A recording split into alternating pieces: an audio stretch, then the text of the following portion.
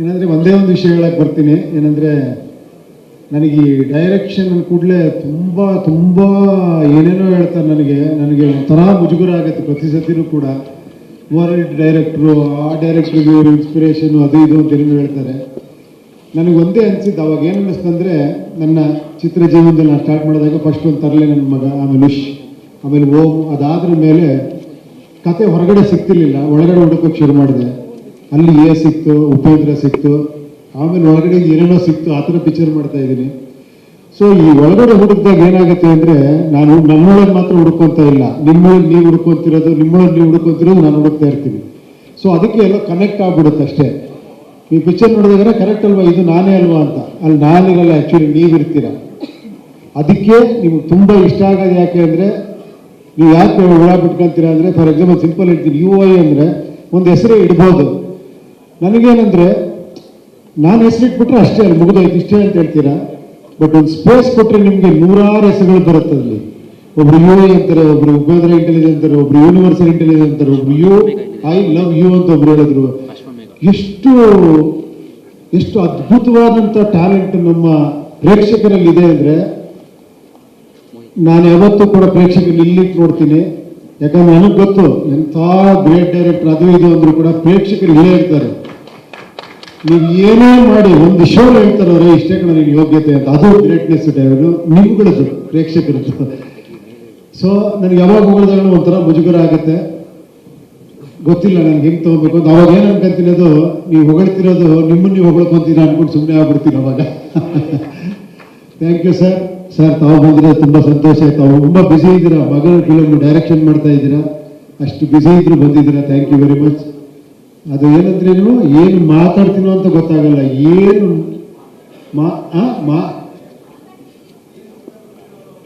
ಏನು ಮಾತಾಡಲ್ಲ ಅನ್ನೋ ಭಯ.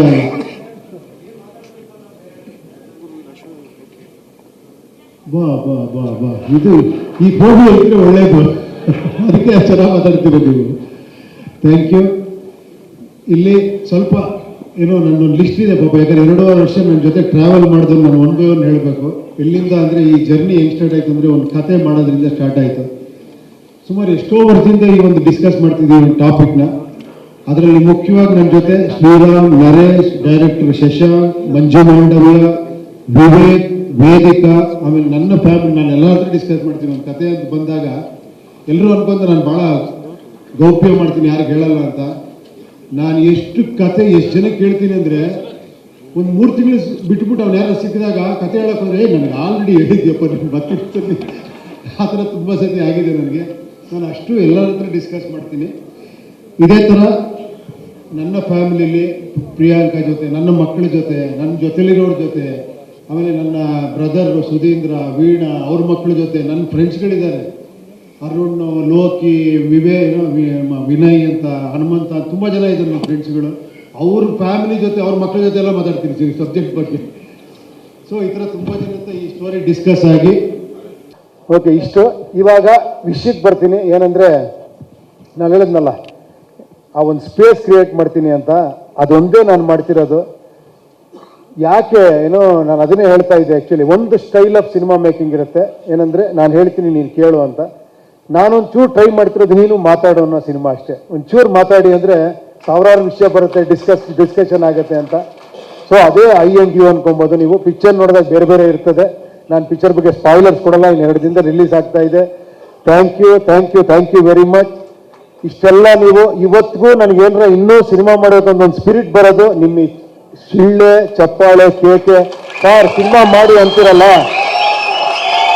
ನನಗೂ ಅನ್ಸುತ್ತೆ ಕೆಲವು ಸತಿ ಏನಂದ್ರೆ ತುಂಬ ನನ್ನ ಜೊತೆ ನಾನು ಮಾತಾಡ್ಕೊಳ್ಳೋಕೆ ಶುರು ಮಾಡ್ಬಿಟ್ಟಿದ್ದೀನಿ. ಎಲ್ಲ ಮಾತಾಡ್ಕೊಂಡು ಸೈಲೆನ್ಸ್ ಆಗ್ಬಿಡುತ್ತೆ ಒಂದ್ಸತಿ.